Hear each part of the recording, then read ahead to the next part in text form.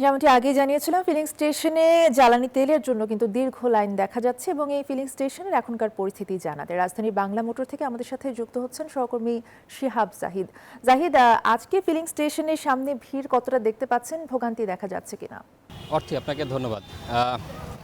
আজকে সারাদিন থেকেই দেখছি যে পেট্রোল পাম্পের যেই অবস্থান সেটি কিন্তু গত যে 4-5 দিনের যে অবস্থা সেই অবস্থায় রয়েছে। আমার পেছনে ঠিক দেখতে পাচ্ছেন এই বাংলা মোটর যে ফিলিং স্টেশনটি রয়েছে সেটির সামনে কিন্তু মানুষের অসংখ্য ভিড় রয়েছে এখনও, এবং আমরা যেহেতু ভেতর দিক থেকে দেখাচ্ছি, আমরা বাইরের দিকে কিন্তু প্রচণ্ড মানুষের একটি ভিড় রয়েছে। মোটর সাইকেল চালক যারা রয়েছে তাদের জন্য আলাদা একটি লাইন রয়েছে, এবং যারা প্রাইভেট কার চালাচ্ছেন বা ব্যক্তিগত পরিবহন চালাচ্ছেন তাদের জন্য আলাদা একটি লাইন রাখা হয়েছে, এবং দুটি লাইনই কিন্তু আমরা দেখেছি সেই কাটা বনের প্রায় কাছাকাছি কিন্তু লাইনগুলো রয়েছে, এবং সেই লাইন ধরেই কিন্তু প্রায় 2-1.5 ঘন্টা মানুষ অপেক্ষা করে তারপরে এই জ্বালানি নিতে পারছেন, এবং এই জ্বালানি নিতে এসে অন্য ধরনের কিন্তু ভোগান্তির কথাও বলছেন, যেটি হচ্ছে তাদের সারাদিন যেভাবে সময় নষ্ট হচ্ছে, পাশাপাশি তারা যে 2 লিটার যেই তেলের একটি বাধ্যবাধকতা রয়েছে, যারা সাধারণ চালক রয়েছেন তাদের কিন্তু মোটর সাইকেলে দেওয়া হচ্ছে মাত্র 2 লিটার তেল, এবং সারাদিনেই প্রায় 2 ঘন্টা অপেক্ষা করে তারা এই 2 লিটার তেল নিতে পারছেন। এটি তারা অভিযোগ করছেন যে আসলে যারা ভাড়ায় গাড়ি চালাচ্ছেন বা যারা অ্যাপে গাড়ি চালাচ্ছেন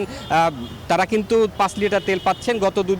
গত দিনও তাদেরকে কিন্তু 2 লিটার দেওয়া হচ্ছিল, এবং এখন দেওয়া হচ্ছে তাদেরকে 5 লিটার তেল করে। এই বিষয় নিয়ে কিন্তু আসলে মিশ্র প্রতিক্রিয়া রয়েছে মানুষের ভেতরে, যে তাদেরকে 5 লিটার দেওয়া হলে আমাদেরকে কেন 2 লিটার দেওয়া হবে, এবং পাশাপাশি প্রাইভেট কারের ক্ষেত্রেও কিন্তু একটি বিধিনিষেধ রয়েছে, তারা 10 লিটারের উপরে তেল পাবেন না, এবং যেহেতু প্রাইভেট কারে অতিরিক্ত তেল খরচ হয়, এবং সেই ক্ষেত্রে কিন্তু বলা হচ্ছে যে এই অল্প সংখ্যক তেল দিয়ে আসলে তারা গাড়ি চালাতে পারছেন না, এবং লম্বা সময় তাদের অপেক্ষা করে অল্প সংখ্যক তেল পেয়ে আসলে ভোগান্তির শিকার হচ্ছেন তারা।